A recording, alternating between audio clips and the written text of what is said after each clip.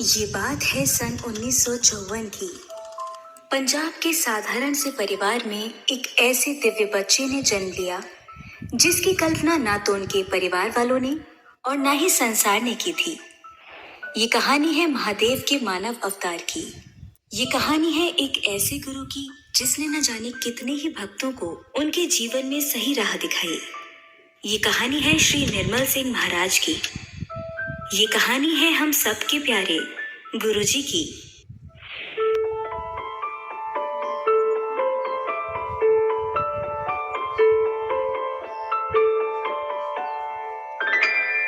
सात जुलाई 1954 के सूर्योदय ने पंजाब के मलेरकोटला जिले के डुगरी गांव में गुरुजी के जन्म की घोषणा की। गुरुजी एक विनम्र परिवार में जन्मे थे। इस परिवार को हमेशा संतों और फकीरों के जन्म से आशीर्वाद मिलता रहा है, लेकिन माताजी के अनुसार उन्हें ये नहीं पता था कि एक इतने उच्च स्तर का महापुरुष उनके घर में जन्म लेगा। 7 जुलाई के दिन जिस दिन गुरुजी का जन्म हुआ था, तब एक दाई ने एक सांप और एक अजीब प्रकार के उज्जवल प्रकाश को देखा। जब पंडित जी ने जन्म कुंडली तैयार की तो माता जी को स्पष्ट रूप से बताया कि ये बच्चा सिर्फ उनका नहीं है बल्कि पूरी दुनिया का है।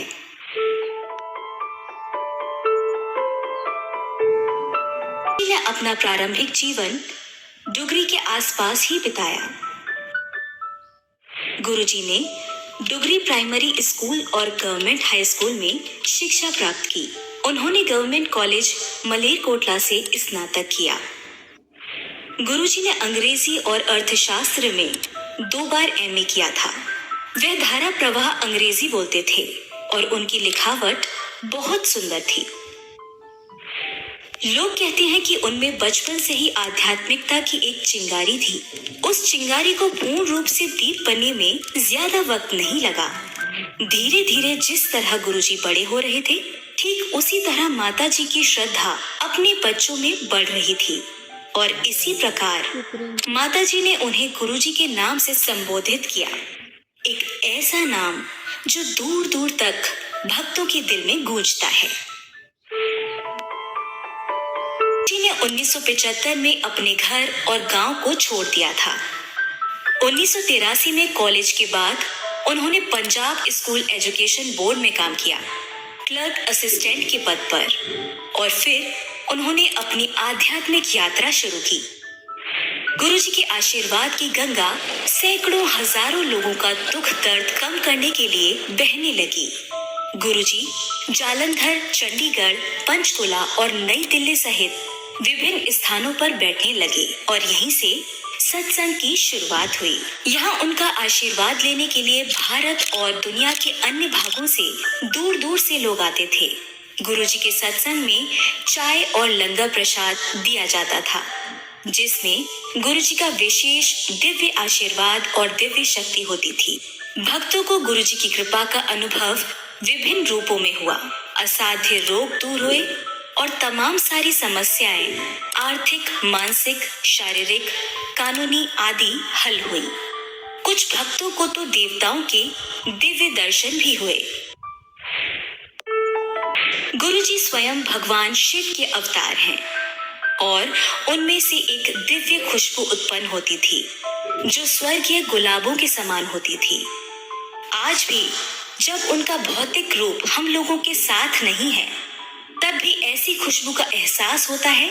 ये उनकी उपस्थिति का प्रमाण देता है। गुरुजी के दरवाजे सभी के लिए खुले थे, न किसी धर्म, न किसी वर्ग के। सभी उनके आशीर्वाद की तलाश में थे। राजनेता, व्यवसायी, नौकरशाह और सशस्त्र सेवाकर्मी उनके आशीर्वाद के लिए पंक्तिबद्ध होते थे। निरंतर उनके सम्मान में वृद्धि होती थी और आज भी समाज के कई बड़े बड़े चेहरे गुरुजी के आशीर्वाद के लिए बड़े मंदिर पहुंचते हैं। गुरुजी अपनी आध्यात्मिक यात्रा में जालंधर, चंडीगढ़, पंचकुला, दिल्ली, मुंबई आदि और अंततः डिफेंस कॉलोनी जालंधर में स्थित एक घर में बस गए। जिसे अब उनके मंदिर के रूप में जाना जाता है। वह 2002 तक दिल्ली और जालंधर के बीच यात्रा करते रहे, जब उन्होंने अंततः दिल्ली के एमजी रोड स्थित अंपायर स्टेट हाउस में बसने का निर्णय लिया, जिसे छोटा मंदिर के नाम से जाना जाता है। 90 के दशक के दौरान उन्होंने भाटी माइंस क्षेत्र छतरपुर में शिव मंदिर का निर्माण किया, जिसे उनके भक्त बड़े मंदिर के रूप में जानते हैं। अब वहां उनकी समाधि स्थित है। अब हम सब इस दिव्य यात्रा के अंतिम पड़ाव तक आ चुके हैं, एक ऐसा अंत जिसकी शायद ही किसी ने कल्पना करी थी। परंतु गुरुजी हमेशा कहा करते थे कि मानव जीवन के दो पहलू होते हैं, जन्म और मृत्यु। अगर किसी ने मानव जीवन लिया है तो उसकी मृत्यु निश्चित है, भले ही वह इंसान हो या स्वयं भगवान। 27 मई 2007 इस दिन गुरुजी ने अपना अंतिम सत्संग रखा था। इसके कुछ दिन पहले से ही वे काफी कम सत्संग कर रहे थे और हमेशा अपनी संगत को ये बोल रहे थे कि मैं बृहस्पतिवार की पूर्णमासी को चला जाऊंगा। सब लोग इस बात को इग्नोर कर रहे थे और मजाक समझकर टाल रहे थे, परंतु उन सबको क्या पता था कि गुरुजी सत्य कह रहे थे। अगले 2 दिन 28 और 29 मई को कोई सत्संग नहीं हुआ।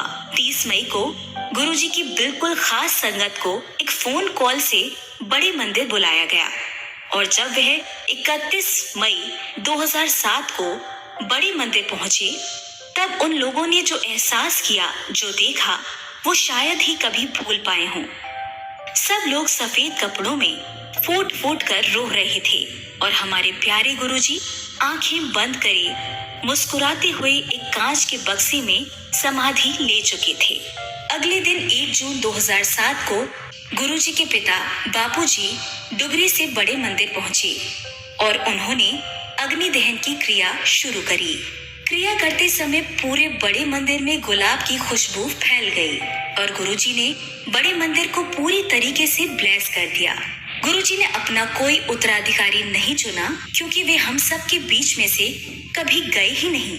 भले ही उन्होंने अपना मानव शरीर जरूर त्याग दिया, परंतु आज भी वो हम सब के साथ है।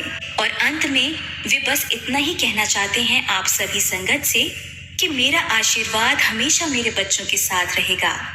कल्याण कर देता।